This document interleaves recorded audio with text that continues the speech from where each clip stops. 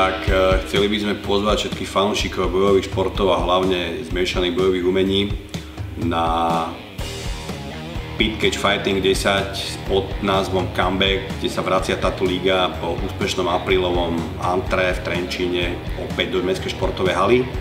8.11.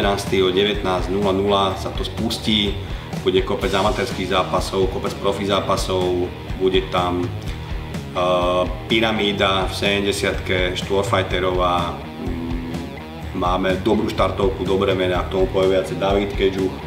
Bude tam vlastne štvorčlenný turnament o profesionálny opasok ligy Pit Cage Fighting, kde sa stretnú dvaja Česi a dvaja Slováci. Za Čechov bude z Pentagimu v Ostri a z Fighting Club Ostrava Široky a zo Slovákov sa predstaví z Banoviec Majo Jakubík. Ďalší z domácich zápasníkov bude Vojto Barborík z Nitry, veľmi šikovný grappler, ktorý má background zo zápasenia. Potom v Superfighte sa predstaví domáci Vlado Lendvaj. Jeho oponentom bude Novak z Fighting Club Ostrava. Ja by som ešte rád našich domácich trenčanských zápasníkov menoval, čiže za Laugarico Combat Club nastupí v Superfighte už spomínaný Vlado Lendvaj, náš MMA tréner. Svoju premiéru bude mať Kubo Čurík v ľahkej váhe, svoju premiéru MMA bude mať Citrón, čiže Lukáš Kovač, svoju premiéru bude mať naša oceľová pesť Vlado Tašár, Mirko Trenčanský, náš trenčanský Rambo, to je jasné.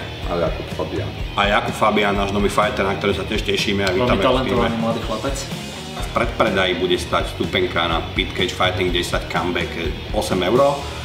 Lístky sa budú dať kúpiť v Laugarico Combat Clube v našom gyme, v pohostince Claudius, v predajni Fight Sport na Sihoti, v predajni Toštajnar na Palackého ulici, na oficiálnej stránke ProFighters.sk, na oficiálnej stránke pc.sk. Na mieste bude stať lístok 12 €, VIP stolo 160 € pre 4 osoby.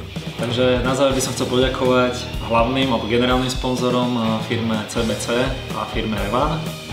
No a záverom asi vás všetkých pozývame na PC 10 do Trenčína 8.11. Tešíme sa na vás. A bude to výborné. Bude to výborné.